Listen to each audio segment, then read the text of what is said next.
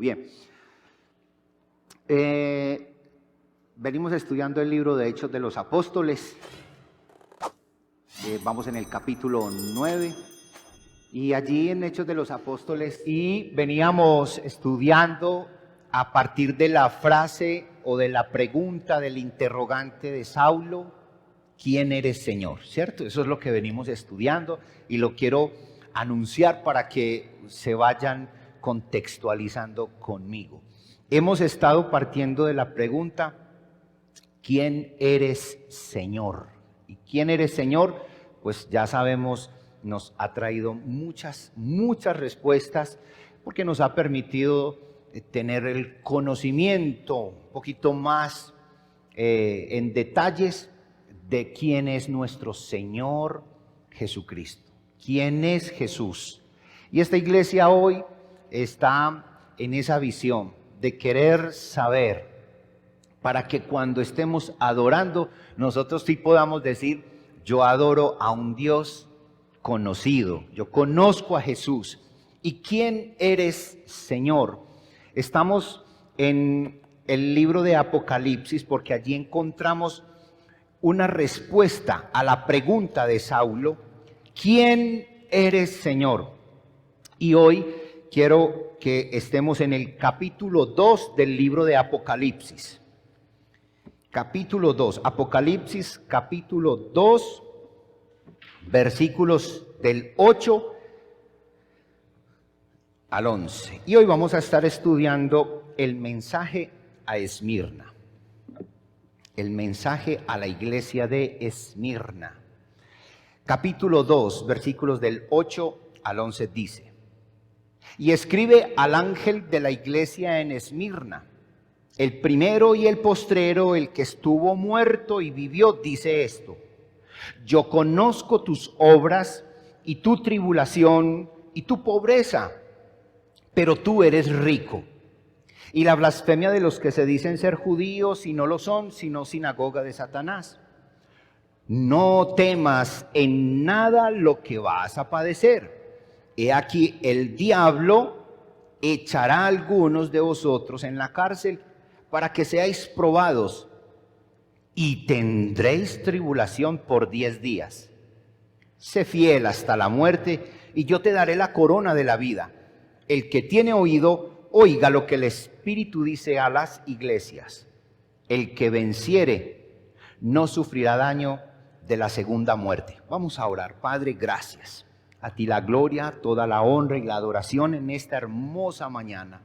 Señor, gracias por darnos el lindo privilegio de haber visto esta hermosa mañana, este sol radiante, este lindo y precioso día de diciembre, época también en la que celebramos, Señor, el nacimiento de nuestro Señor Jesucristo.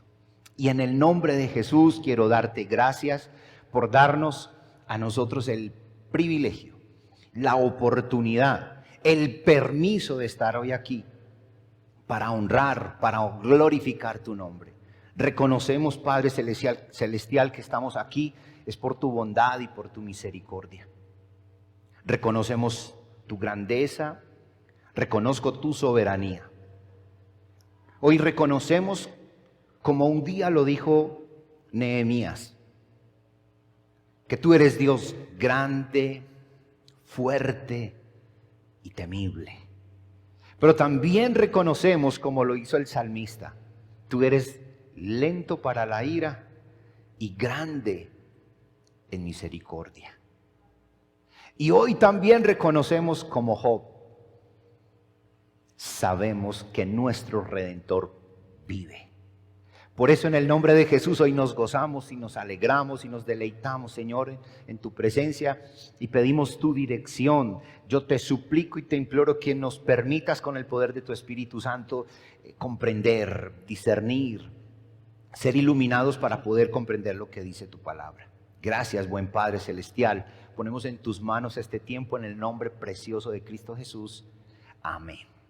Bien, para reintroducirme, quiero pues entonces compartirles que cuando estamos estudiando el libro de Hechos de los Apóstoles, en el capítulo 9 nos encontramos con esa pregunta de Saulo: ¿quién eres, Señor? Ante esa pregunta, nosotros ¿qué hicimos? Trajimos a nuestro contexto la pregunta y nos la formulamos también nosotros mismos, y hoy nos estamos haciendo esa pregunta. ¿Quién eres, Señor? Y ante esa pregunta que nos trajimos, estamos entonces encontrando que Jesús es Señor, que Jesús es Salvador, que Jesús es el camino, la verdad y la vida, etcétera, etcétera. Y así llevamos varios meses respondiendo a esa linda pregunta, ¿quién eres, Señor? Y luego llegamos al libro de Apocalipsis, porque el libro de Apocalipsis es un libro que nos muestra a Cristo, nos muestra su gloria y quiere mostrarnos que la iglesia, aunque haya padecido momentos difíciles, Jesús siempre la ha sostenido. Y claro, lo pusimos en el contexto de lo que hemos estado viviendo como iglesia a nivel mundial, con todo esto que ha ocurrido. Sabemos que hay iglesias que se cerraron, pastores que regresaron de la pandemia y no encontraron a las ovejas, se fueron, otros tuvieron que entregar sus locales y un sinnúmero de iglesias se han ido cerrando y muchos pastores les ha tocado volver a empezar, volver a trabajar, pero nosotros como iglesia hoy, aunque gracias al Señor la iglesia permaneció y le damos toda la gloria a Él, tenemos también que ser una iglesia que reconoce que Jesús la ha tenido en sus manos. Él es el que la ha cuidado. Y hoy en la iglesia de Esmirna vemos otra parte, vemos otra imagen preciosa de nuestro Señor Jesús ante la pregunta ¿quién es Él? Y en la iglesia de Esmirna yo encontré una imagen de Jesús. Cuando hablo de imagen no estoy hablando de estatua, estoy refiriéndome a unas características, a unas cualidades de Jesús para la iglesia. Y eso le puse por título a este sermón. Jesús, el que ayuda en el sufrimiento y te sostiene en la pobreza. Ese es el Jesús que yo vi en la iglesia de Esmirna. Y ese es el Jesús al que yo quiero hoy compartirles a ustedes. ¿Y por qué hablar del Jesús que ayuda en el sufrimiento y te sostiene en la pobreza? Pues porque el sufrimiento ha acosado a la iglesia en toda su historia. No se puede negar. Desde luego que todo no ha sido sufrimiento. Si yo digo eso es mentira, porque no siempre la iglesia experimenta sufrimiento. La iglesia también experimenta momentos de gozo, porque no podemos ser fatalistas, que la iglesia no la pasa bien, que no vinimos al mundo sino a sufrir. No, yo creo que también contamos con la bendición del Señor. Sin embargo, no podemos negar el sufrimiento que ha acosado a la iglesia y que en Esmirna fue una experiencia totalmente verdadera. Una iglesia que fue fuertemente atacada por los funcionarios de dicha comunidad, de dicha ciudad.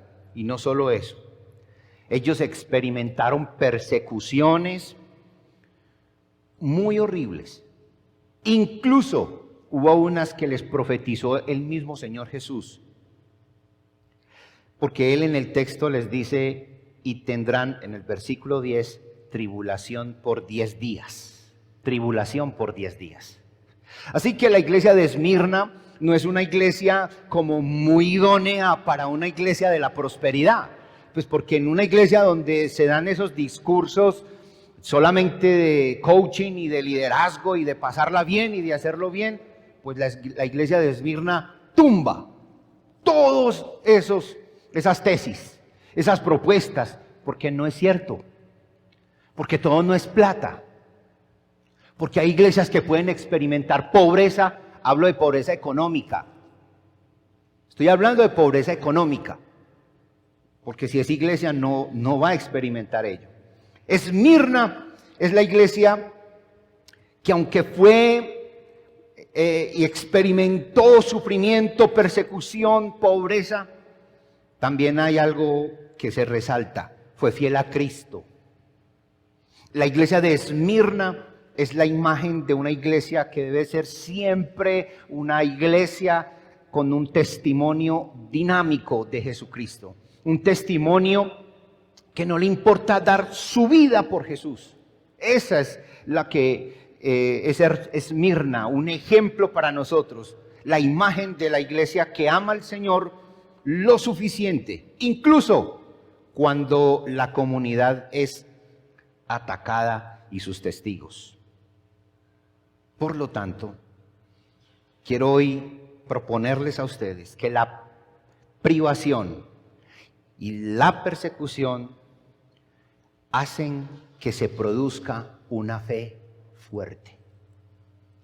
En vez de estar nosotros ofertando prosperidad, que se puede tener, yo no estoy en contra de la prosperidad, en ninguna manera.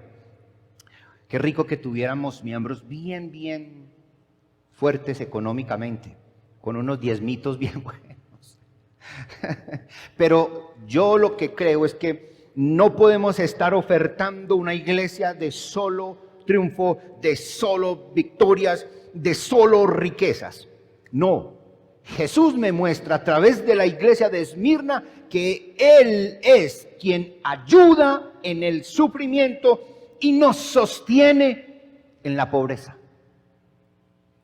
¿Y cómo lo demuestra? ¿Cómo Jesús se presenta a la iglesia de Esmirna y les demuestra y nos demuestra hoy a nosotros que Él ayuda en el sufrimiento y nos sostiene en la pobreza? Primero, Jesús se identifica con la iglesia. Jesús nos ayuda en el sufrimiento y nos sostiene en la pobreza, primeramente porque Él quiere identificarse. Él lo hace. Una de las cosas más hermosas que yo veo de Jesús es que Él se identifica con la iglesia. ¿Y por qué a mí me parece eso tan bonito? ¿Qué es lo que a mí me encanta cuando veo esto? Porque es que no es serio, no es correcto hablar de una iglesia aparentemente compuesta de ángeles. Es decir, de unos hombres y mujeres tan superlativos, tan espiritualoides, que caminan 3 metros arriba del piso. Eso no es cierto. Porque lo que Jesús siempre hizo fue, al contrario, mirar nuestra condición de pecadores, humillarse y hacerse hombre. Así que Jesús lo primero que quiere con la iglesia para ayudarla, al Jesús que estamos preguntándonos, ¿quién eres, Señor? Él es quien se identifica con su iglesia. ¿Y cómo lo hace? Se lo sustento. Versículos 9 y 10. Dice, yo conozco tus obras y tu tribulación y tu pobreza, pero tú eres rico. También reconoció las blasfemias de los que dicen ser judíos y no lo son, sino sinagoga de Satanás. Y le reconoce, y tendréis tribulación por 10 días. Lo que Jesús en esta expresión, conozco tus obras, antes de cualquier elogio, cualquier reconocimiento de trabajo para la iglesia de Esmirna, lo primero que Jesús hace es identificarse con ellos. Mire, yo los conozco. El Jesús que adoramos en una iglesia como esta es el Jesús que viene y está presente aquí y se ha identificado con nuestra situación. Jesús no es una deidad por allá fuera de nuestro alcance. No, de hecho, las deidades de las religiones falsas siempre son inalcanzables, insaciables, implacables, mientras que nuestro Señor Jesucristo, el único Dios verdadero, hace todo lo contrario. Es alcanzable, es asequible y tiene algo maravilloso. Nos conoce, se identifica con nosotros. Es el que está en medio de su pueblo. Él es nuestro Salvador. No fue que tuvimos que hacer algo para ser salvos, sino que al contrario, el Dios cristiano, el de la Biblia, es el Dios que, distinto y diferente a las otras deidades falsas, no tuvimos que ir por Él hasta por allá. No tenemos que hacer unos sacrificios de modo que a ver si de pronto le aplacamos su ira. No, el Dios de la Biblia es totalmente diferente a las deidades paganas. Se hizo hombre, se humilló y Él hizo el sacrificio y Él pagó por nosotros. Ese es el Jesús al que nos estamos preguntando, ¿quién eres, Señor? Pues yo soy quien me identifico contigo. Yo conozco tus obras, yo conozco tu tribulación. Es el Eterno que vino y se humilló haciéndose hombre. Es quien tiene el cuidado y tiene el respaldo para la iglesia. Ese es el Jesús al que adoramos. Y quiero proponerle siempre a la iglesia, la diferencia entonces con cualquier otra deidad es que Jesús ha venido a habitar entre nosotros. Él está en medio de las alabanzas. Claro, en la persona del Espíritu Santo, pero es que Él es Jesús.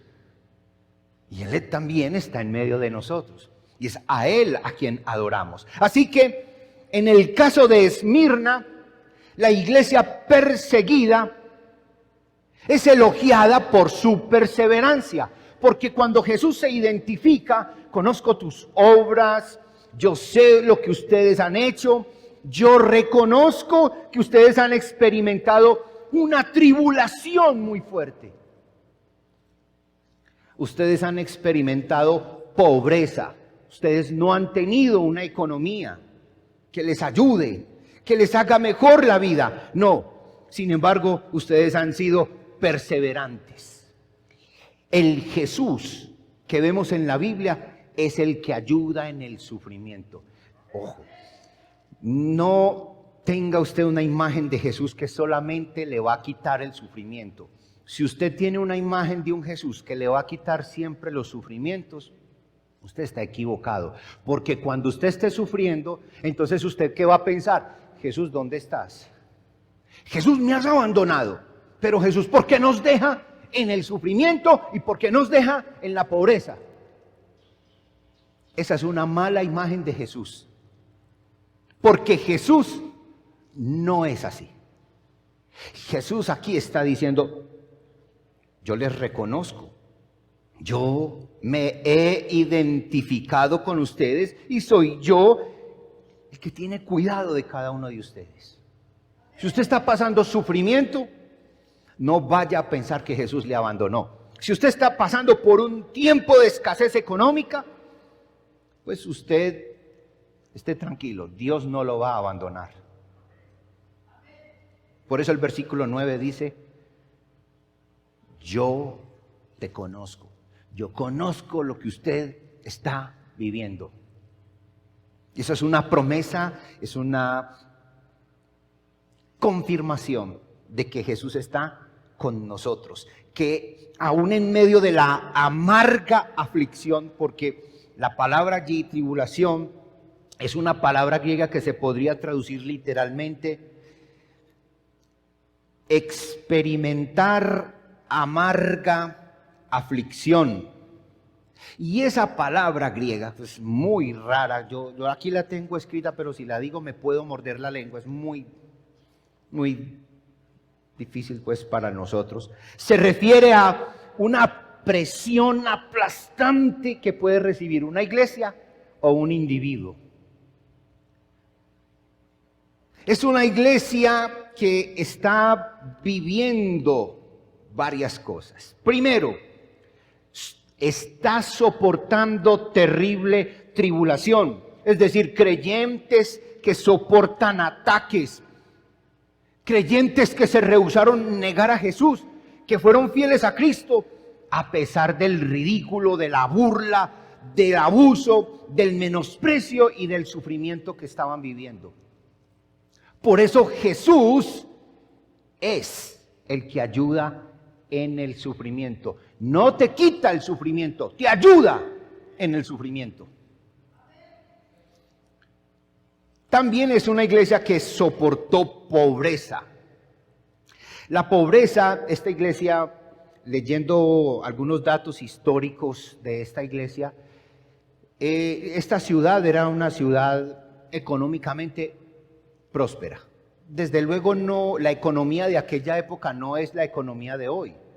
No puedo negar que la economía de hoy es una economía más fuerte. Así que estamos hablando no de la misma pobreza de hoy, estamos hablando de una pobreza muy fuerte la que experimentaba esta iglesia. ¿Y por qué? Porque al parecer, cuando muchos de ellos confesaban a Jesús como Señor, los expulsaron de sus trabajos. Del poco ingreso que tenían, fueron expulsados y perdieron sus ingresos. Y todo esto, dicen algunos historiadores, es por lo siguiente. Roma había establecido en toda esa región un dicho y una norma: proclamar una vez al año: César es Señor. César es Señor. Y eso era por toda la región: César es Señor. Pero los creyentes, los verdaderos creyentes, nunca aceptaban esa declaración, ni la decían. Y cuando un creyente genuino no promulgaba César es Señor, fuera expulsado. Nada extraño que en nuestros tiempos puedan acercarse momentos en donde digamos: Jesús es el Señor, vayamos en contra de las ideologías actuales y nos expulsen y perdamos los trabajos. La iglesia de Esmirna vivió esto y por eso soportó la pobreza, soportó una pobreza extrema, porque ellos eran los que decían: Jesús es el único Señor. Pero también le dice Jesús a la iglesia de Esmirna que era una iglesia rica espiritualmente. Versículo 9: pero tú eres rico. Eran pobres extremadamente, pero interiormente sí eran ricos para el Señor, eran leales al Señor, y debido a su fidelidad se vertió sobre ellos ya no las riquezas económicas, sino las riquezas de su gracia. Y esta era una iglesia muy fuerte en la parte espiritual, producto de una obra del Espíritu Santo en ellos. Pero esta iglesia también tuvo una cuarta característica, la que demuestra que Jesús les acompañó en todo momento y les ayudó y les sustentó en la pobreza. Dice que la iglesia soportó todo tipo de calumnias. Cuando dice: y la blasfemia de los que dicen ser judíos y no lo son, sino sinagoga de Satanás. Cuando encontramos esto en el texto, estamos viendo que judíos de la época persiguieron, blasfemaron, atacaron, insultaron a la iglesia de Esmirna. Ellos sufrieron mucho la persecución de ellos. Ellos sufrieron ataques. Y lo peor de todo, se reunían en el nombre de Yahvé para poder destruirlos. Pero lo que reconoce el texto es que no eran verdaderos adoradores, sino que eran sinagoga de Satanás. ¿Qué me muestra entonces estas cuatro características? ¿Qué es lo que me muestra aquí el texto de quién es Jesús? Pues Jesús es el que nos ayuda en el sufrimiento. Jesús es el que siempre está acompañándonos. Impresionante es cuando Él les dice: yo conozco sus tribulaciones, yo estoy enterado de las persecuciones que ustedes viven, yo sé de su dolor, yo sé lo que ustedes están padeciendo. ¿Qué significa esto? Significa que todos los perseguidores, todos los que afligen a causa del Señor, nunca deben sacarnos, desviarnos de nuestra fe.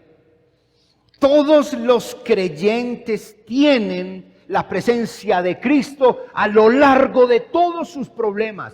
Este texto me enseña a mí que Jesús, el que ayuda en la iglesia, o ayuda a su iglesia en el sufrimiento, me llena el corazón de alegría de saber que aunque esté pasando una crisis, aunque esté pasando un momento difícil, nunca puedo pensar que Jesús me ha abandonado.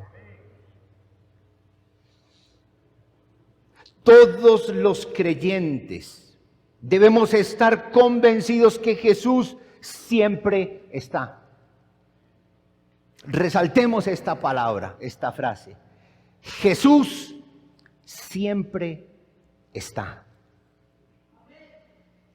Sea persecución, sea pobreza, Jesús siempre está. Aunque estemos atribulados, afligidos, tristes, porque un creyente puede estar triste, ¿cierto? Un creyente puede estar triste. Y lo resalto porque es que hay hasta cánticos que dicen que hay cristianos que no pueden estar tristes. No, un cristiano sí puede estar experimentando un momento de tristeza.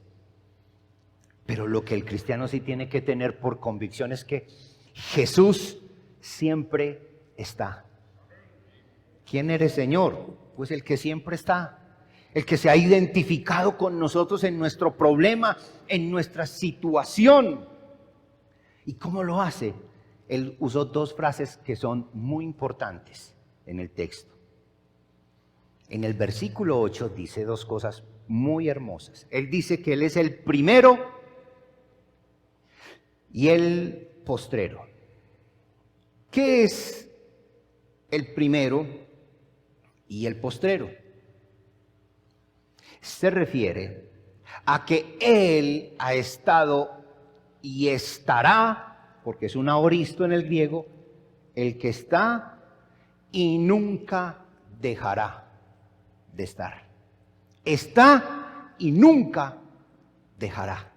Es decir, su compañía es presente. Yo soy el primero y el último. Estoy desde el comienzo hasta el final.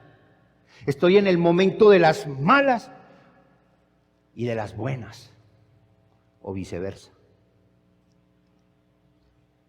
Él está. Pero también dice una frase que es genial, es genial, es maravilloso el consuelo que Jesús le da aquí a la iglesia y dice, el que estuvo muerto y vivió. Es que el que estuvo muerto y vivió significa o se refiere a ese gran evento de nuestro Señor Jesucristo. Y en ese evento, refiriéndose a su muerte y a su resurrección, indica, yo también he pasado por lo que ustedes han pasado. Si yo morí y resucité, yo también he padecido lo que ustedes padecen. ¿Notan cómo Jesús se identifica con su pueblo? ¿Cómo se identifica con la iglesia? Jesús no es un ser extraño y distante. Jesús es cercano, Jesús está. Él está contigo, Él está con nosotros. Y si es por pandemia, sigue estando con nosotros. Sigue estando aquí. Y creo que eso cumple con el propósito del estudio del libro de los Hechos de los Apóstoles. Cumple con el propósito. Este texto nos está enseñando que Jesús es el que nos ayuda a triunfar, porque Él estaba muerto y venció la muerte. Amén. Para los que de pronto no estuvieron con nosotros al principio, cuando llegamos de pandemia, quisimos ir al libro de Hechos de los Apóstoles, porque en el libro de Hechos encontramos los argumentos bíblicos de una iglesia que aunque vivió crisis, Jesús siempre estuvo con ella. Esa iglesia salió de la expectación por la compañía de Jesús y del poder de su Espíritu Santo en todo momento. Y por eso, viviendo este tiempo de expectación, de incertidumbre, seguimos, abrimos, cerramos, continuamos, la bestia, el anticristo, todas esas preguntas que surgieron en pandemia. No importa. ¿Sabe qué nos dice la Biblia? Jesús siempre está. ¿Quién me enseña a mí el libro de Apocalipsis? Que aunque haya persecución, y especialmente la iglesia de Esmirna, y aunque haya pobreza, Jesús siempre está. Ese es el Jesús que habita en medio de nosotros, y ese es el que vinimos aquí a adorarlo. Amén. Se une conmigo en la adoración por nuestro Señor Jesucristo. 2. Jesús consuela a su iglesia. Versículo 10. Dice: no temas en nada lo que vas a padecer.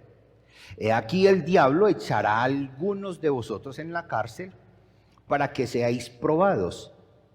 Y tendréis tribulación por 10 días. Sé fiel hasta la muerte y yo te daré la corona de la vida eterna. Qué lindo este texto, versículo 10. Jesús, el que ayuda en el sufrimiento y te sostiene en la pobreza, es quien consuela a su pueblo en medio de la dificultad, en medio de la prueba. Le dice dos cosas muy hermosas. No temas en nada lo que vas a padecer.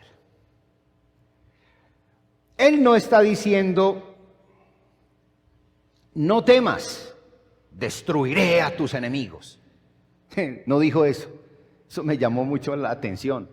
No temas, destruiré a tus enemigos. No. Tampoco dijo, no temas, esta prueba es solo por un momento, pronto pasará. Tampoco le dijo eso. No temas, estas grandes cosas que estás viviendo no superan las cosas que vendrán sobre ti. No le dijo ninguna de esas.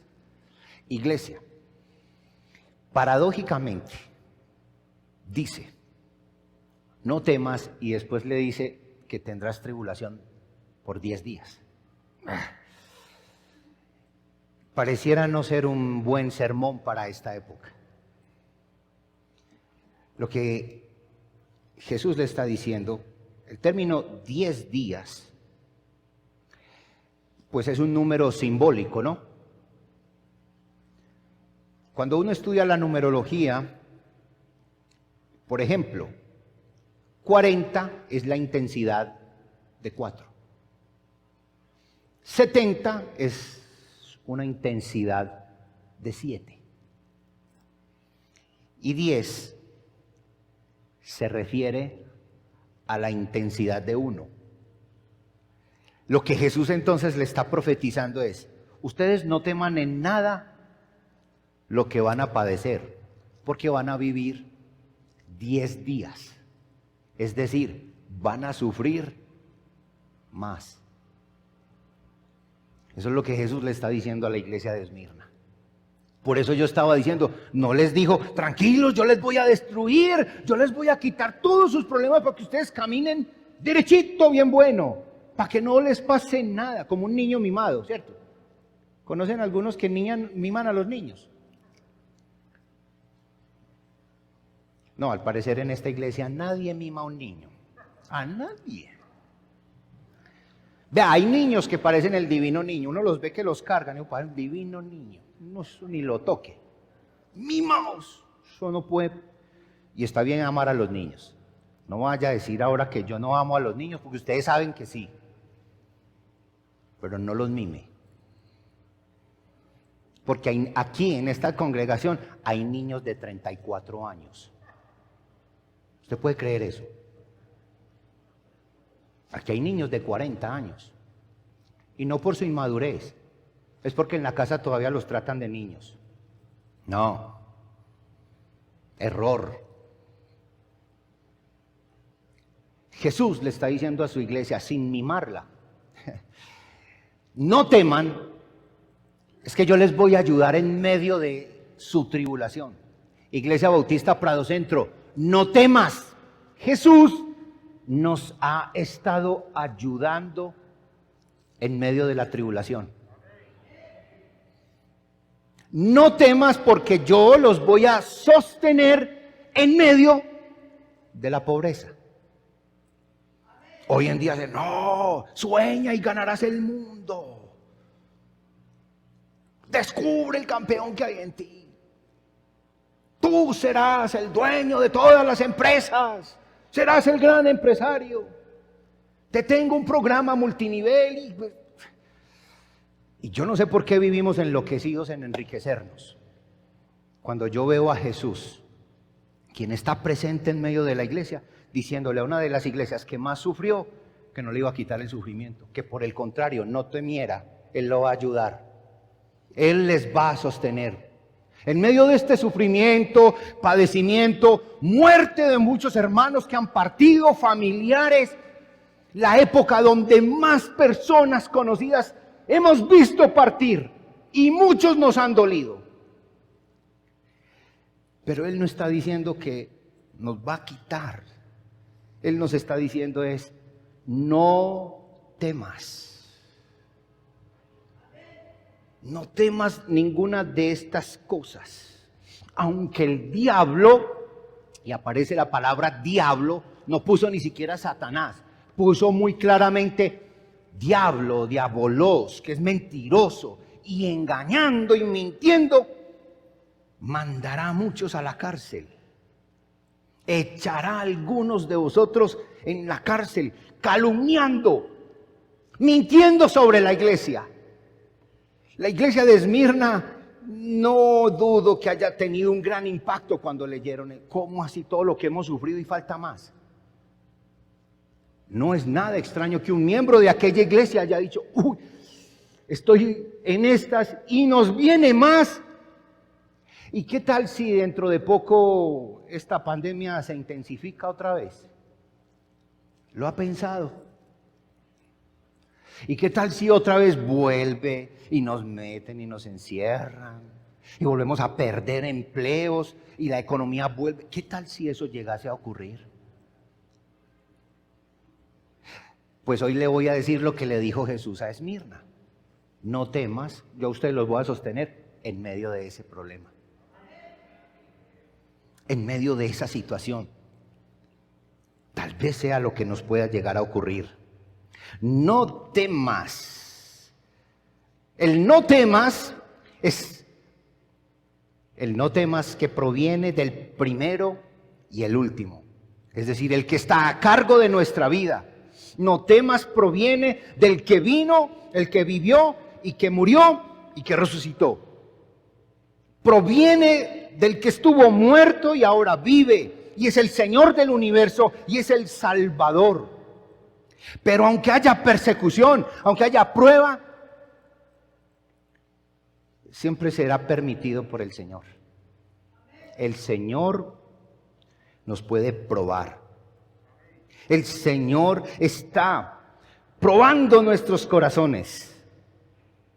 Tiene un plan, tiene propósitos, seguro. Es más, puede que la cosa se intensifique. Que miremos que Él quiere que la totalidad de ese periodo de sufrimiento lo vivamos. 10 días. Ustedes lo van a vivir durante 10 días. Totalidad, intensamente total. No se les va a recortar. Pero no temas. Sigue adelante. Dios cuida de ti. Dios cuida de nosotros. Amén. Por eso Él nos dice, no temas. No temas. sigue adelante. No temas. El Señor está al cuidado de nosotros. Y segundo, sé fiel. En el tercer punto que quiero compartir con ustedes, dice que Jesús bendice a sus fieles. Versículo 10b en adelante. Tendréis tribulación por 10 días. Sé fiel hasta la muerte y yo te daré la corona de la vida. El que tiene oídos, oiga lo que el Espíritu dice a la iglesia. El que venciere no sufrirá daño de la segunda muerte. Qué lindo esto. Sé fiel. El Señor bendice a los fieles. ¿Quién eres, Señor? Pues el Señor es quien nos ayuda y tiene cuidado de nosotros. El Señor es quien nos consuela en medio de la tribulación. Él es quien dice, no temas, pero también Jesús bendice a los fieles. Así que estamos dando respuesta a lo que planteamos desde el principio. ¿Quién eres, Señor? Pues el Jesús de la iglesia es el que bendice a los fieles, a aquellos fieles, pero fieles en la tribulación. Es que ser fiel en las buenas es muy fácil. Es que ser fiel en las riquezas es muy fácil. Pero es que ser fiel en la pobreza, en la miseria, en la presión, en la persecución. Jesús dice, sé fiel y te daré la corona. Sé fiel hasta la muerte y yo te daré la corona de vida. Hay varias palabras o términos para corona. Una de ellas es la palabra griega diadema. Es la corona que hace referencia ya en el capítulo 9, que es la corona que tiene Jesús. La diadema es la corona que tiene Jesús, la corona del rey que está puesta sobre Jesús en Apocalipsis 9:12. Pero la palabra corona que aparece aquí es la palabra estéfanos. Estéfanos es la corona que se usa son unas ramitas, ¿cierto? Una corona de ramitas, pero esa corona es la que se le da a los que ganaban una carrera. Es una corona de laurel y a los que competían, a esos atletas se les daba de esta corona. Jesús está hablando de que quien llegue hasta la meta, hasta el final, le pondrán estéfanos, esa corona. Por eso el Señor nos está invitando hoy. El Jesús, el que nosotros venimos a adorar, nos está diciendo, ustedes pueden haber experimentado persecución, usted puede estar experimentando tribulación, pobreza económica.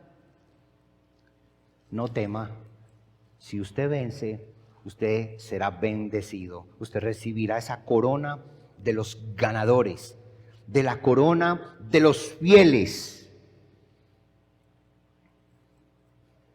Es una corona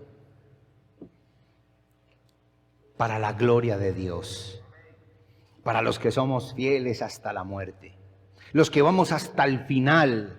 El que venciere no sufrirá daño de la segunda muerte. Por eso el cristiano, cuando ha creído, aunque esté muerto, vivirá.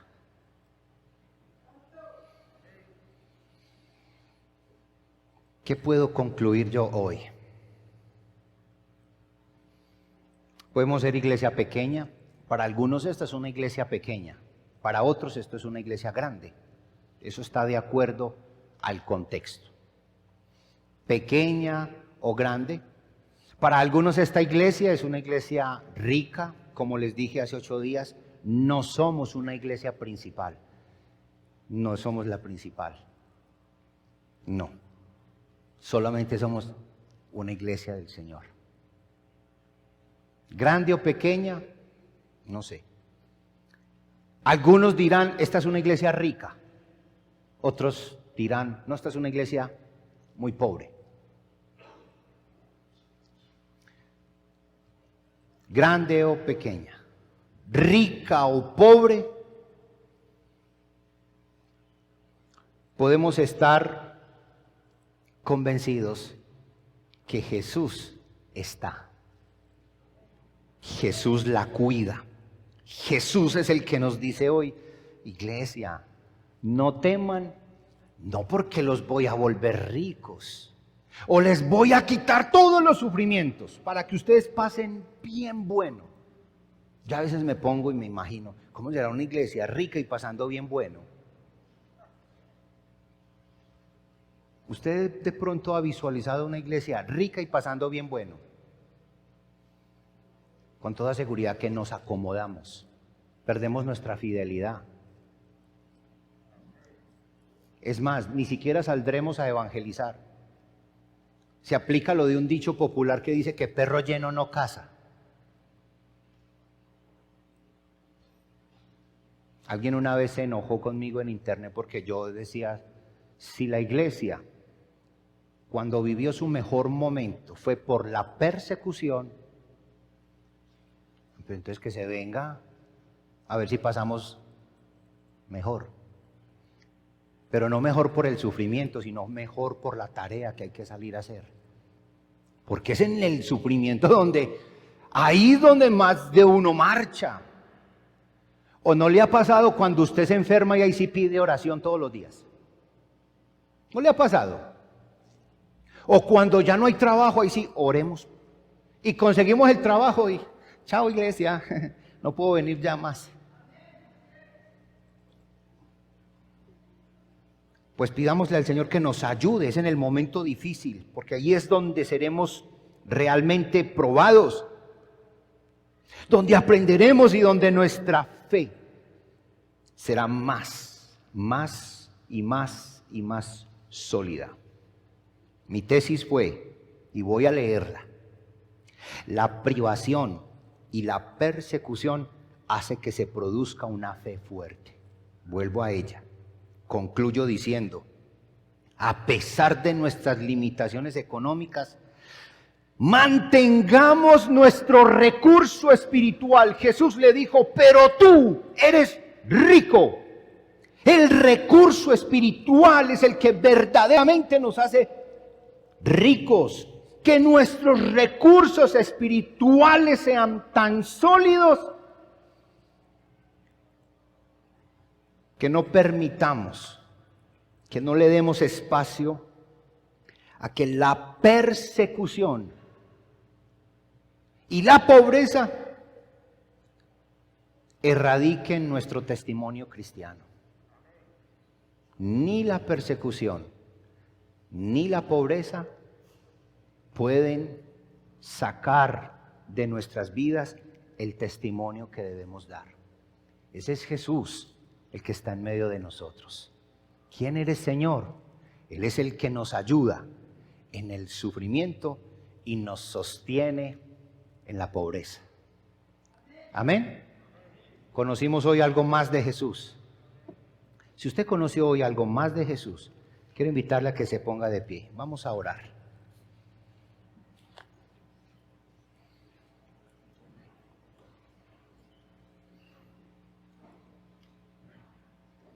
En esta época del año celebramos el nacimiento de Jesús. La predicación nos invita a celebrar al Cristo glorificado, al Cristo vencedor. Y por eso hoy podemos decir que Jesús se ha identificado con nosotros. Si usted hoy está viviendo un momento difícil, cualquiera que sea, cierre sus ojos y póngalo en manos del Señor. Pero es usted el que lo va a hacer. Quiero decirle algo, mientras usted allí ora de forma personal y privada. Tal vez usted quiera que Jesús quite y erradique el problema o la escasez. Pero ¿qué tal si hoy como iglesia nos unimos y le pedimos a Él que más bien nos ayude en el problema y nos sostenga en la escasez? Ponga su experiencia delante del Señor, póngala delante de Él. Yo también me incluyo, por eso me he bajado de este púlpito, porque es que yo también padezco. Yo también experimento momentos difíciles. Yo también padezco momentos de escasez. Pero hoy no le quiero pedir al Señor que me vuelva rico. Quiero pedirles al Señor que me ayude en la dificultad y que me sostenga en la pobreza. Padre Celestial, a ti toda la gloria y la honra. A ti toda la adoración en esta hermosa mañana. Oh Señor Jesús, gracias. Gracias, oh Señor Jesús, por haberte identificado con nosotros. Tal vez la mejor expresión de amor que has tenido es haberte hecho hombre y haber entregado tu vida por nosotros, Señor. Gracias por saber, por conocer, por entender lo que padecemos, lo que vivimos, lo que experimentamos. Gracias, oh Señor Jesús, por haberte identificado con nosotros. Gracias porque tú nos conoces. Y nos conoces no para humillarnos, sino que nos conoces para ayudarnos. Y es lo más lindo que podemos ver de ti, oh Señor Jesús. Tú nos conoces para poder ayudarnos a soportar los momentos difíciles y nos conoces para sostenernos en los momentos de escasez. Pero también nos conoces para ayudarnos a ser cada día más ricos espiritualmente, crecer en la fe. Gracias, oh Señor Jesús. Gracias, Espíritu Santo, por conducirnos a esta verdad maravillosa y ayudarnos a entender quién eres, Señor, quién es nuestro Señor Jesucristo. El que ayuda y el que sustenta a su iglesia. Gracias, Espíritu Santo. Gracias por ayudarnos a entender tu palabra. Hoy en el nombre de Jesús, como iglesia nos unimos poniendo toda angustia, todo problema y toda dificultad que estemos viviendo delante de ti, oh Señor. Toda escasez económica la ponemos delante de tu presencia, para que nos ayudes a seguir adelante, perseverando, y para que nos sostengas en medio de tanta escasez que viven muchos, Señor. Ayúdanos, ayúdanos. Prefiero tu ayuda que las riquezas de este mundo. Prefiero tu compañía que los deleites de este mundo. Es mejor, Señor. Totalmente es mejor. Perdónanos, Señor. Perdónanos por nuestra falta de fe. Perdónanos, Señor, porque a veces no soportamos, no perseveramos, no seguimos. A veces queremos claudicar, Señor, perdón. Pero estamos seguros que tú siempre estás allí para alentarnos. Y hoy queremos tomar para nosotros como iglesia esa linda palabra, esa linda expresión. No temas. No temas. Después de tantos años siendo parte de esta iglesia, hoy tomo para mí ese no temas. Gracias, Señor. Gracias. Bendice a tu pueblo, Padre Celestial, en el nombre de Jesús. Te pido que tú traigas consuelo a nuestra vida. Padre, gracias. Toda la gloria para ti. En el nombre de Cristo Jesús. Amén.